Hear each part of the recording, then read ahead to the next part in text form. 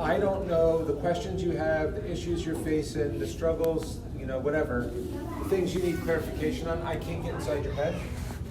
And so it's a better use of our time if you ask questions and then we kind of focus our attention on the areas where there's the biggest need. So that's my intention. So we'll leave a good chunk for questions, but I don't want to do only that either. So I want to cover just a handful of things here. First of all, we think of parenting, we think of, the practicality and the how-to of parenting. You should not begin with a list. So give me a list of what to do and not to do. Exactly, the hoops to jump through and so on and so forth. We don't start with a list. We start with who you are, not what you do. And this has like some pretty far-reaching implications. But it's you should be a godly person who's on fire for the Lord Jesus Christ. So in other words, here's the deal. Enthusiasm is contagious. We all know that. So you can say, okay, children, you need to learn catechism, you need to learn scripture, so on and so forth. Okay, we do this, we don't do that. Stop doing that. You get spanked for this. Whatever. But the children are watching you. And they can see when your eyes light up when you're talking about fishing or some hobby or some other thing you're interested in. And you get animated. And, they know the things that you tend to gravitate toward and so on. That speaks volumes to them. That influences them invisibly in ways that you can't really measure. And so the idea of, okay, let's just have a list. Okay, we do this, we do that, we don't do this, whatever. That kind of misses the point. Because the most important thing they need is a mom and a dad who are actually in love with the Lord Jesus Christ and love His Word and are on fire for His glory and are living for a different world and whose whole life operates around the things of the Lord and who as a consequence are spiritually minded. Because they're spiritually minded, spiritual conversation flows out of them. We want to talk about the things of the Lord not because it's on a list, but because I can't shut up about it. Because that's what I'm excited about. And so we don't start with a list. You have to start with who you are in terms of your own communion with Christ and cultivating your Christian experience in relationship to Him. Your kids need that more than anything else. So parenting, everybody wants to go to the list immediately, and I'm saying, hold on a second here. Let's get our hearts in the right place, and it's not that the nuts and bolts and the list don't have a place, but they're kind of pointless unless we're actually lit up about the things of Christ. Second thing, a lot of so one of the big priorities in terms of parenting is what goes on in secret. Not at the dinner table, not in the yard, not in family worship, whatever. And what I mean there is prayer. So here's the deal. You can give your kids a Christian education. You can give them family worship. You can give them catechism. You can spank them. You can love them. You can do all these things. There's lots of stuff you can give your kids, but you cannot give your kids the thing they need most, which is a new heart. You can't give them that. There's only one who can give them that, and that's the Lord. And so you have to, in secret where no one's seeing, looking, or observing other than the Lord Himself, you need to be busy on your knees, pleading with the Lord to give them what you can never give them. That He would give them a new heart. That He would convert them and regenerate them. Take out the heart of stone, give them a heart of flesh, and so on and so forth. That's the second thing. Third thing is, we do use the means. We do use the means that the Lord has given to us, which have to be accompanied by and blessed by His Spirit, obviously. But we must use the means. And what I would say is, you need to use the means to the maximum. We live in this is kind of a theme song for me, but the influences of Christian minimalism in the Reformed world, in these United States, and so on and so forth. Your kids need to be saturated with the Bible. So they need way more than you think. In our circles, we tend to have family worship morning and evening. That's something that we tend to do is common in our circles. I'm not saying thus saith the Lord on that, but the little kids from the time they're born or come to consciousness, there's this, again, invisible thing where it's like priorities are what you do. Worshiping God's a priority. How do you know? Because that's what we do. Right? That's what we do. And our the bookends of our day are at His throne and so on and so forth. So catechism, obviously indispensable. Kids should all learn the catechism by their adolescence or whatever. But also the Bible. Like saturation, man. Memorizing the Psalter, reading as soon as they can reading. Not, oh, so good, Johnny's read his verse for today. This is like you're going to die spiritually if you're doing your little verse for the day. Johnny needs to be reading humongous swaths of Scripture, right? There needs to be exposure to as much as possible of the Lord's Word. So think in terms of maximal, not minimal. Another thing that I would say is there is, in relationships, all relationships, including parent-child relationships, there's a relationship between trust and openness. So, for example, you have an acquaintance. You're friendly with them. You don't really trust them that much, right? There's not a depth of relationship, so you're not that open. You don't spill your guts to them. Then you have different levels, right? So the more trust there is, the more open you are with somebody.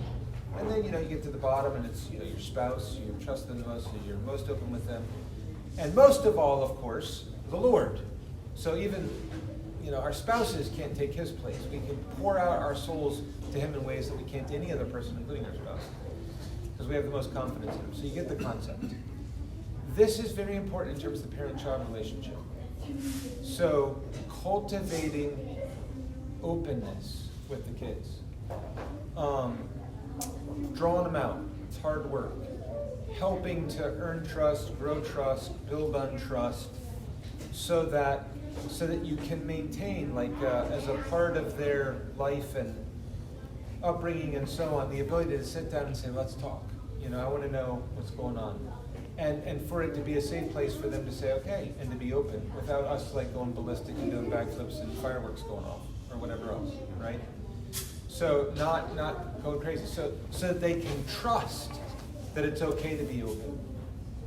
Because the fact is, if they're not open, and there's not that sort of open depth of relationship, you are seriously hamstrung on your ability to minister to them.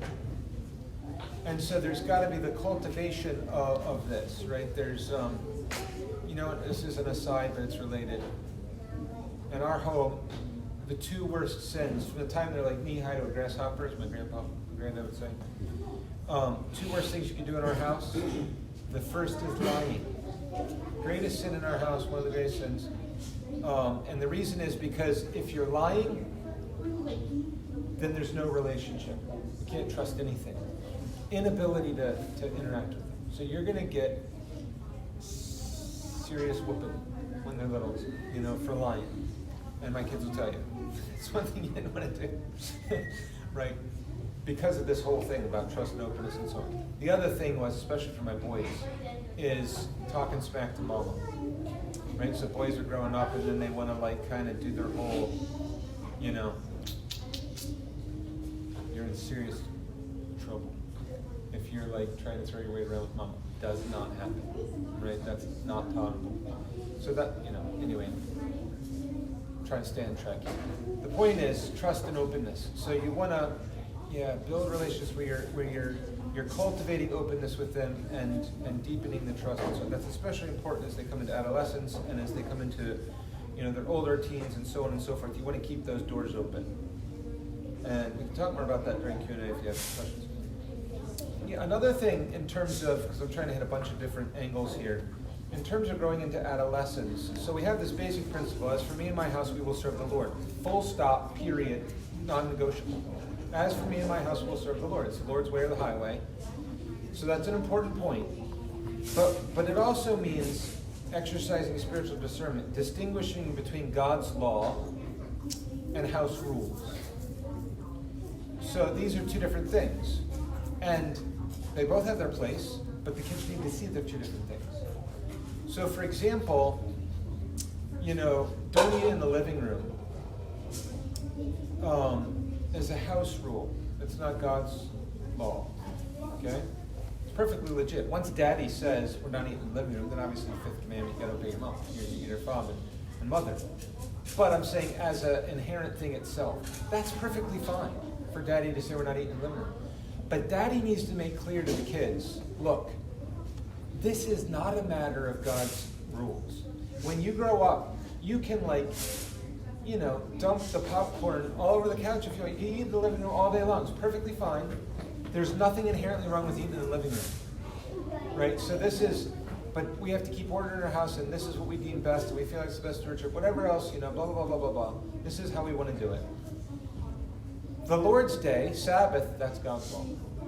And so so what happens is, if you don't distinguish these two things, then not eating in the living room, in their mind, is the same as keeping the Sabbath day. And then they realize that the whole not eating in the living room isn't really required by God's law, and they're tempted to throw out everything. Okay? That's one angle. Another angle is with regards to the house rules, they can appeal those. They can say, I would like an exception or appeal, right? That's perfectly fine. So hey, Daddy, would you consider an appeal on this thing? Sure, it's fine. Let's sit down. Let's talk about it. So here's all my reasons, because in this circumstance, we're going to have this, that, and the other thing, blah, blah, blah, blah, blah, blah. And Daddy may say, you know what? You've done the case. I'm persuaded. You're right. It's no problem. In this instance, you can eat in the living room. I get it. You've persuaded me. Right? The kids can see that. Or Daddy might say, I hear what you're saying, and I appreciate it, but we're going to stick to the thing, and you can't eat in the living room. But at least they have the ability to appeal it. When it comes to God's rules, that is never on the table. God's law is not up for discussion. And the kids able to distinguish that as they come into adolescence and into teenagers is actually helpful with regards to rebellion.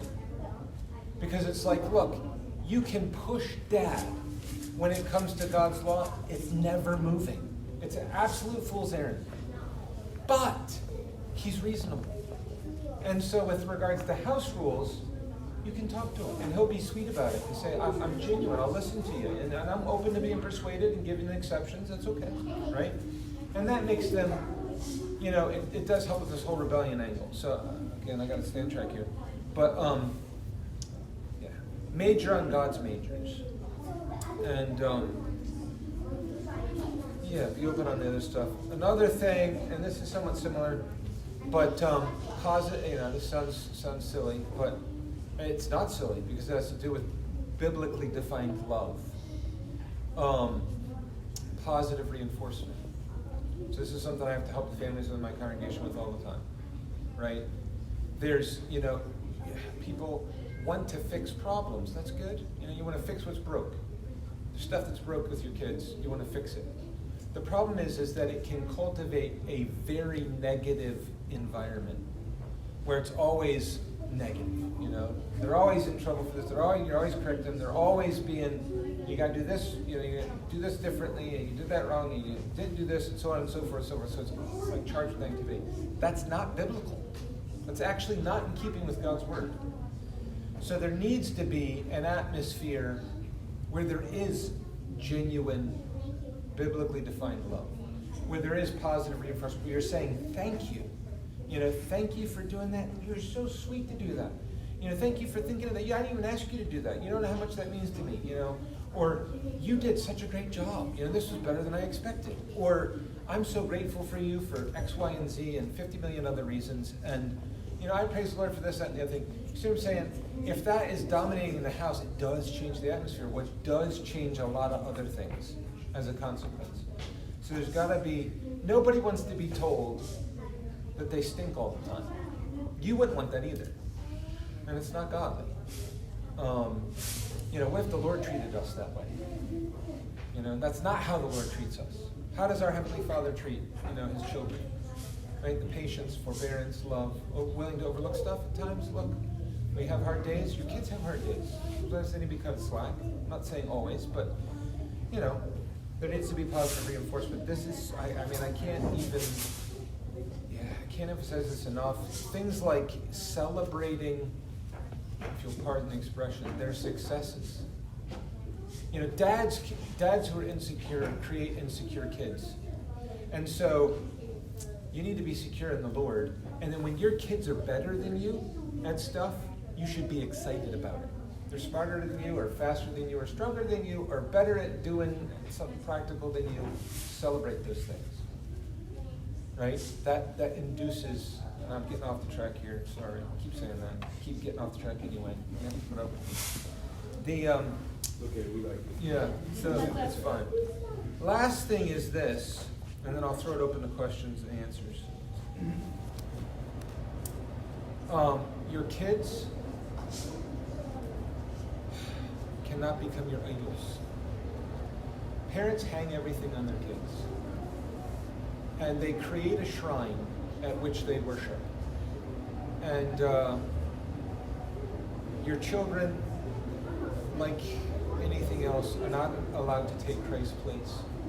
You know, parents can think to themselves, it's a matter of life and death, it's a matter of success or failure, it's a matter of miserable life or not. You know, what happens with your kids, how they turn out, you know, all the other stuff that's associated with that. What happens with your kids is not what makes you happy or not happy. They're not the source of what makes you happy or not happy. Christ is. And Christ must be. And so often, well, why do we do this? Why are we tempted to make idols out of the children, build everything, hang everything on them, and so on and so forth? It's actually not because of the children. It's because it's all about you. And how it does make you feel. And all sorts of other things, right? It's actually, the idolatry is actually in some ways you, not them. When in fact, it's not all about you, it's all about Christ. Why do I want my children to be converted and godly and marry godly people and grow up and seek first His kingdom and so on and so forth? So that I have comfort, so I don't have to worry about them going to hell, so that I don't have the embarrassment of them doing all sorts of terrible things, or I don't have to, the sorrows of seeing them do things that end up destroying their own life and so on. Is that why? It's not a good reason. We should want to see them converted and doing all these things because it serves Christ's glory. And that's far more powerful than prayer. When you're in the secret place, you go to say, Lord, you know, convert my children. On one hand, you could say, convert my children so that I feel comfortable and I have peace and I have this, that, and the other thing. And wouldn't you rather go to the throne and say, Lord, convert my children because of all the ways in which it'll gather glory to your own name? Convert my children because you want to raise up a godly seed for yourself, because it'll be, who cares about me? Do it for your glory. Right? That's got far more traction. And that deals with, that's kind of related, this whole idea of making idols out of our children and so on. All right, I told you I'd give you half dozen things. There you've got it. I think it was actually 7, not 6, if you're counting. Hopefully you're not counting. 7. But, yeah, 7. Sorry. All right, questions, answers, discussion, deliberation, clarification. What would be helpful? What do y'all need help with? Yeah.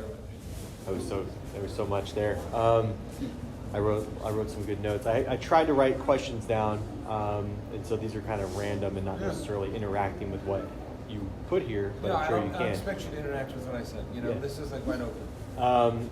So, talk about family worship as kind of like a default setting, like we do this in our circles, morning and evening worship. Can you maybe just give some practical tips on, as we're trying to grow in being more consistent with family worship and what that can look like, and what really constitutes family worship? Because in distinction from maybe catechizing, is that the same? Is it different? Would you talk about that a little bit? That's a good question. So the first thing with regards to kind of maintaining family worship is you have to hang that anchor on something that's not movable. So if dad, and there are cases like in our congregation, there's dads who go to work at 4:30 in the morning. Well, guess what? Mom's going to do family worship with the kids without dad in the morning, and that's God's providence, and that's okay, right? And then dad does it in the evening. So, we have to have some flexibility in terms of how God deals with us in providence. But you hang it on something that's not movable. So if every night of the week, the kids have something else related to whatever, you don't want to stick family worship in the middle of that. It's going to always get bumped and moved and whatever. It may be that, okay, we always have supper, and we always eat supper together, and it's always at the same time. Well, then anchor it to that. Or we all roll out of bed, and we're all in the house at the same time around breakfast or something. Anchor it to that. And as your kids get older, it changes. So they get jobs, and so, an individual member may not be there, at certain times. So they have to miss on this day because their schedule's working. I don't care. We're still holding family worship. And so they're in their late teens, and there's a time this one has to miss one day a week because whatever, and that one, that's fine. We're going to maintain our system. So try to anchor it to something that doesn't change. Be flexible. If dad's going to work at 4 in the morning, then mom can do family worship with the kids in the morning, and then you have family worship in the evening with dad. That's fine. Be reasonable, or it can be flipped, right? Dad's home in the morning and then goes to third shift or second shift or whatever, however those shifts work. Family. So what does it consist of? Basically, prayer, psalm singing, and reading the Bible. So, and it can change how it looks. When they're all itty bitty, then it's like shorter and more simple, and you can experiment with stuff. Generally speaking, we might have a brief word of prayer, we sing a psalm, or a portion of a psalm, and we read a chapter of scripture usually. And then in my, like everybody does it different. So the dad might have things just kind of impromptu that he'll bring out from the text. So he's going to apply it and explain it or whatever else, that's fine. One thing that we've done in our house is I make all the kids, from the time they're little, give me one thing that they've derived from the passage themselves by way of application. So I'm like training them to interact with the Bible for themselves, to think, okay, how do I apply this text to my own soul, right? And so doing that every single day of their life, like helping them with their own Bible reading or whatever, and I can give them guidance or whatever. But and as they get older, it gets better. They're little, it's fine. Not everybody would do that. That's something maybe that's not as common, but we do it in our house. That's fine. The point is, you read you sing a psalm, prayer, and read something. When they're really little, you might read something shorter. In our house, we've always just read a chapter. It's just what we've done ever since they're born, pretty much. But you can make it shorter if it's better. Attention span. You can sing the same psalm for a month until they've got it memorized. Or you can sing from 1 to 150. Or you can do both. One in the morning and sing the same psalm over and over in the morning, and then in the evening sing 3 psalms. Or it doesn't matter. But the bottom line is prayer, singing, reading scripture. The thing that's interesting is the cumulative effect. It's absolutely astounding how much Bible they're getting over the course of even a single year. It adds up. And then you take that and stretch it out from, over the course of 10 years or 18 years or whatever. It's kind of invincible. You can't replace that easily. Catechism. Yep, catechism. So, with catechism, you can tack that onto family worship. So, the Banner of Truth had a shorter catechism, and I think there's 31 pages, the little orange one. And so I would just cover a page every, it's 31 days in the month. So we'd cover the whole catechism in a month. So they would actually be memorizing it at another time during the day. Older ones are helping the younger ones. Mama's helping them when they're really little, whatever. They're working on their catechism. It's part of their school, because our kids homeschooled. It would be part of their schoolwork. They did every day, whatever. Then I would just, it might be 1 question or 3 questions, however many fit on that page. I would just go through the questions before we did family worship, take 3 minutes, 2 minutes, 1 minute. Here's the question, they would repeat it. And then, okay, put it away, boom. It's review. So then they're just reviewing it every day. That too builds up. I mean, it's like, I think 400 times, if you review something 400 times, it's pretty much in permanent memory.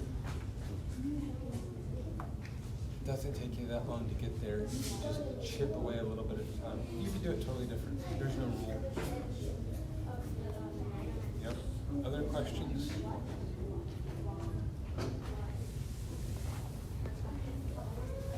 Yes, sir. I've got two older sons that are 21, and the other one's about to be 19 next week. Yep. They're actually, one of them is a member at another church currently, and they both attend together. Yeah. They live under our roof, but with us transitioning, kind of moving around here in this last year, and but one of them is very involved in the church, is really close to the elders and the pastors up there. I've been kind of on the fence with us coming over here, like since they do live with me, like having them start to come with us, but didn't really want to pluck them out of where they were. I was curious, like maybe what's your thoughts on that? Yeah, I mean, I think, and this is I don't know the situation, intimately, just what you've just said, but so I say the general rule is kids are going to church, where we go to church, period. That would be the general rule, okay? So that's kind of the default. In your case, though, I would do what you've done. So they're 21, 19. I mean, they've reached kind of young adulthood. And at this point, it's persuasive powers that should be at work, not just kind of like when they're 3, you pick them up and this is where you're going. You know what I'm saying? We can't to treat them like they're 3, where you're going, in the playpen or whatever. Isn't right, I don't think. When I was a child, I thought as a child, I was a child, when I came in, I did put away childish things, Paul says, 1 Corinthians 15. So there is a distinction, right, in terms of how we relate to people on that basis. So I would say in that case, you're more in a position where, you have open discussions with them, tell them what the Lord's teaching you, they see your excitement, maybe they piques their interest, you're giving them stuff to read, and so on and so forth. Now, that's because you got this abrupt transition period. That's why I'm giving you the answer I'm giving you. If it were, they grew up in your house and then they want to leave and go somewhere else, and it's like off the reservation type stuff, well, that's not on the table. That's a totally different scenario, right? You're not coming to something late where they've already been plugged in. That would be non-negotiable, not happening in my house, right? You'd never be allowed. But that's different than where you are in your circumstances. Obviously, if they were saying, look, I reject the Christian faith and I'm going to, I'm not going anywhere, well then, they can't stay at that point, right? That's you can't, as for me and my house, we're going to serve the Lord. It's the Lord's way or the highway. So if it's not the Lord's way, what's that leave? The highway. And you do that super sweetly and, maintaining relationships and whatnot, not ugly. But there is a line that can be crossed, right? Yep. Thanks, that was helpful. Appreciate it. Other questions? Yes, ma'am? Starting to understand more about hell and around and stuff like that. I'm having a conversation, but he's pretty much freaked out now. He makes a mistake or he does something wrong. It's very, very hard to resolve. And I'm personally having a problem counseling him and not trying to help him with mercy and love and stuff like that. Is there any counsel that you have for helping a child to not be so fearful more of God and understand how to balance? Yeah. Yep, that's a great question. It's actually a great problem to have. I know that doesn't sound right. But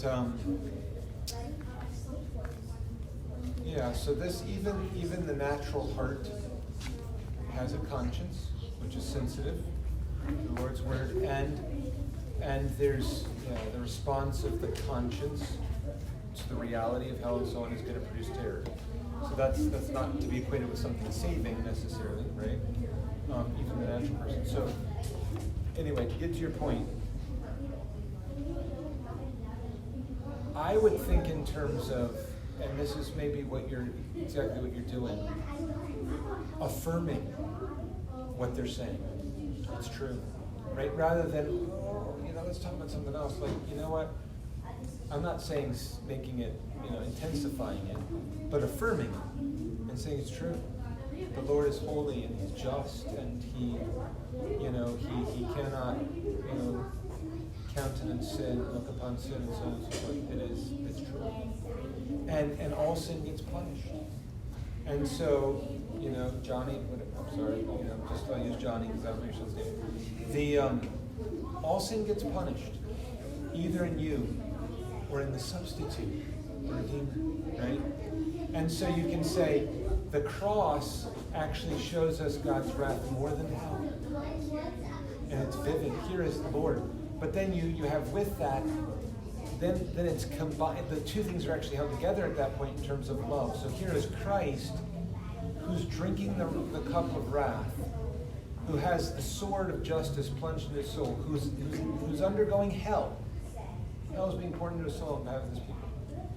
And he's doing it willingly, freely, voluntarily, standing in the place of his people to deliver them from it, so that they never have to take a drop from the wrath. They get the cup of blessing, right?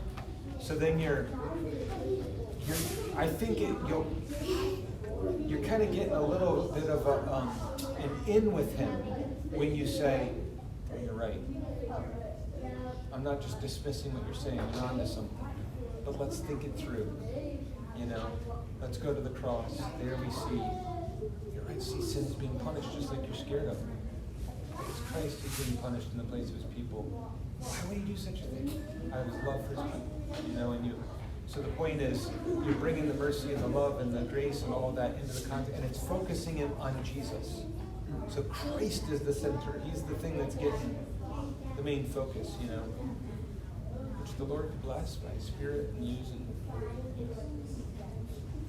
I kind of circled. Did I actually answer your question? Okay. It's a good question. I'm trying to also help them to have a personal relationship, so I don't have to just say prayers when I'm praying for him, and he's 9 now. Yeah. I guess you would keep reminding them, say your prayers at night alone, like, Yeah. you don't have to just put it out, help them to have that relationship. I don't obviously want it to be just do it because I'm telling you to do it. Right. So you can't change, like you said, you can't change their heart and make them do certain things. Right. Because you start off by trying to call them to make it as easy whether they want to or not. These are good things for you to be wrestling. They're really good for you for your own soul. To be wrestling through how to shepherd and care for him. It's actually good for yourself. If you're having trouble at night, which kids often do, we had all our kids memorize the last verse of Psalm 4. Verse 8, I will both lay me down and sleep in quiet, or I will both lay me down in peace and quiet sleep will take, because thou only me to dwell in safety, Lord, dost make. So we'd have them sing that to themselves in bed. Something little. All right, other questions, comments, points of discussion?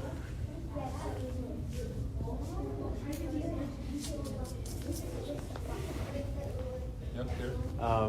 So as they get older and I just wanted to ask a little bit about education, I guess, in terms of, especially as they're getting older, and it might not be something that you're as equipped to teach them, whether it's more advanced classes or things like that. I mean, what have you seen in your experience? Yeah, like miracles pretty much. I don't know how my kids, all 3 of my boys are engineer majors, and I'm like, I wasn't an engineer major. It's harder than the stuff I took in undergrad. It's a miracle. In my circumstances, keep this super brief, but so my wife is seriously ill, has been over a protracted period of time, so she's pretty much homebound, has been for a number of years. So our kids we're homeschooling, And it's pretty difficult for us, actually. And I guess what I'm trying to say is, you'll be surprised at how the Lord enables you to do what seems like impossible, and makes up for your inadequacies. I mean, when my kids first went to college, they had to do some makeup stuff, right? It's okay. Who cares at the end of the day, right? So they had to do some makeup stuff at the beginning, and they eventually caught up, got into the vein, and boom, off to the races they went. So, like, we sweat over stuff, and I'm not saying don't be diligent, disciplined, use the resources God's given. I'm not saying that. I'm not doing the whole unschooling thing. Like, that's terrible. But for responsible parents who are genuinely trying to do as best they're enabled by God's grace, don't sweat as much as you do. I mean, it's not going to be. That doesn't help you any, for me to say that, right? Because it doesn't. But it's true anyway. You shouldn't sweat it as much as you do. It'll be okay. I would just like to second that. It's terrible. It's true. It'll be okay. It's not like an idiot. Yeah, go ahead. No, I was just gonna encourage him because like I've struggled a lot, you know, with having health issues and stuff and homeschooling, and he had to help out a lot with the older ones, and thank goodness he did. We got through it, and they're doing great now. So, and the younger ones are thriving more now because it's just the students, but God does provide. Like He really does provide. Yep, it's true.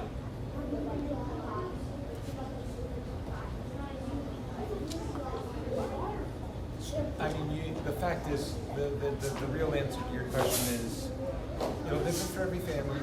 There's more resources than there ever was when I was doing this. So you got tons of resources, you got people resources, you got online stuff, you got co-ops, you got all sorts of things. You got more to draw on than, Morton's did when their kids were going through, or mine even,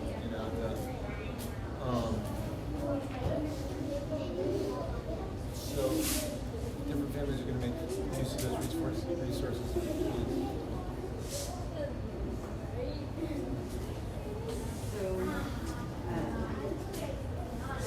I guess I'm looking for advice on a situation where I have a wide spectrum of ages in our home, and we have adult children who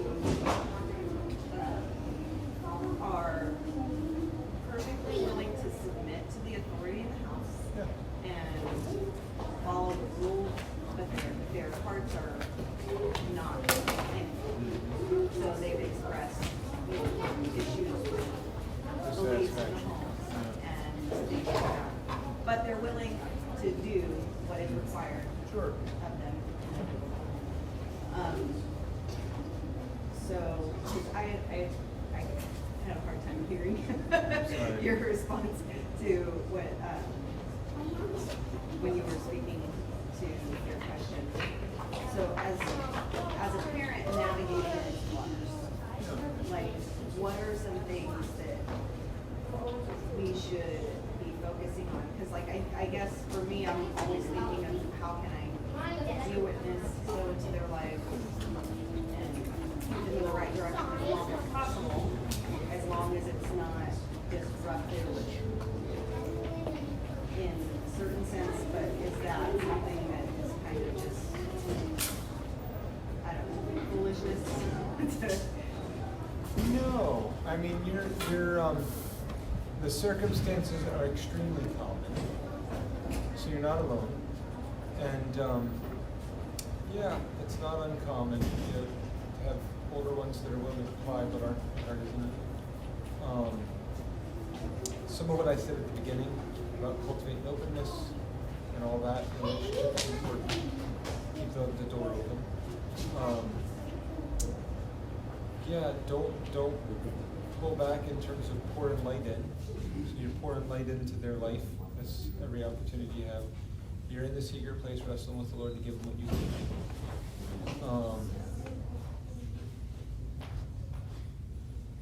So, I mean, there's not like a magic silver bullet, obviously. Yeah. Yeah. No. It's just sort of being faithful and plodding along and depending on the Lord. And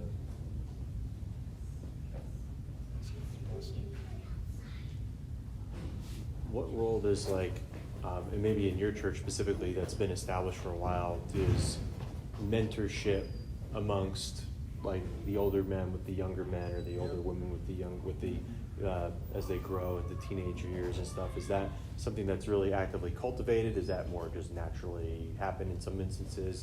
Do you have any thoughts about that? Yeah, it's probably more naturally happens. But the what's happened with us in recent years, probably the last 5 years, is the Lord's given us a group of really solid, genuinely godly, spiritually exercised, late teens, early 20s, mid-20s people, guys. And they've really stepped up to the plate in terms of investment in the younger crowd. And that's gold. Even more than some 50-year-old like me, sitting down with kids, which is valuable as well. But it's super valuable because they're looking up to that age group, right? And so that's more deliberately cultivated in terms of actively pursued. So there's even classes that these are kind of informal on the side stuff that are held, and they take them and pack them all up and go off and do wilderness camping or something and have worship and discuss stuff. And,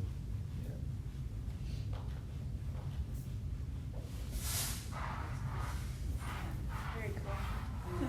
Let me know when the next one is. I have some I can throw in there. It's great.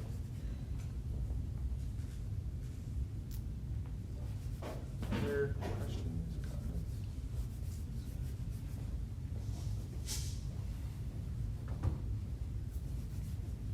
Yeah, that's great. Well, these are heavy things, right? What about technology?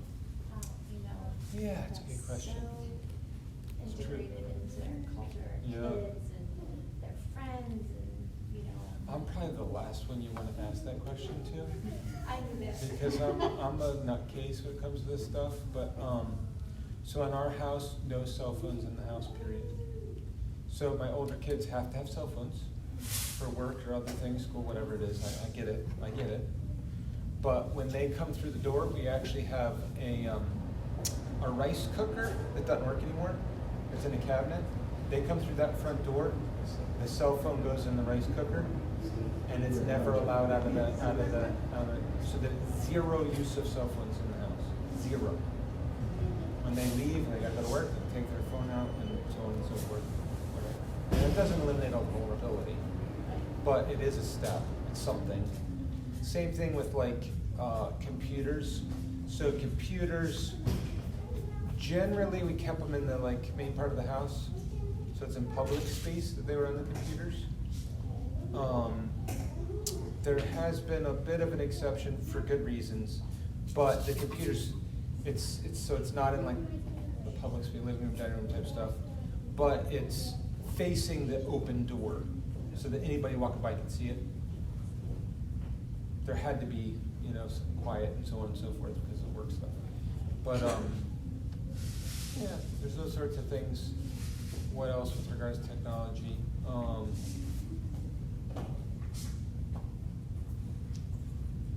I mean, part of it is cultivating an appetite on one side and books. We're book people, read books from the time they're tiny babies. They've been so they still tend to be readers. I mean, that's just what they, we've always done. So they're comfortable with it. And if you're not given limitless access to your cell phone and so on and so forth, you just can't do what you always done and you actually enjoy. There's got to be something positive as well as,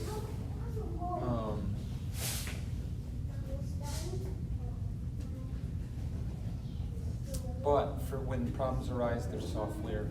I don't know a lot about this sort of stuff, but Covenant Eyes and that sort of thing. That doesn't actually, it's a help. But obviously there's a heart problem, and if you just use the help without the heart dealing with the heart problem, it's kind of a fool's errand. You need both. Sometimes it's not this Covenant Eyes stuff. What really needs to happen is take that cell phone and chuck it in the lake. Right? So Jesus says, if your eye offends you, cut it out. better to go to heaven with or better to go to heaven without an eye than to go to hell, you know. And yeah, sorry, I got that wrong. But so it's like radical amputation is what Jesus is talking about. And so what's it going to take? My kids know I will take that cell phone and I will chuck it in the bottom of the lake, and you're not seeing it anymore. Right? So that's sometimes what we got to do. We got to do the radical amputation thing. Oh, you know, we can't live without a cell phone. Yeah, you can, because I do it all the time, right? So that's not gonna. You're gonna have a hard time persuading me. Yeah.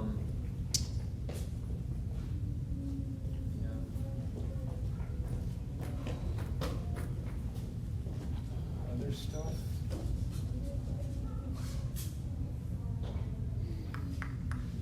Good question. All right, y'all. Thank you so much. I guess we're back here in a couple hours.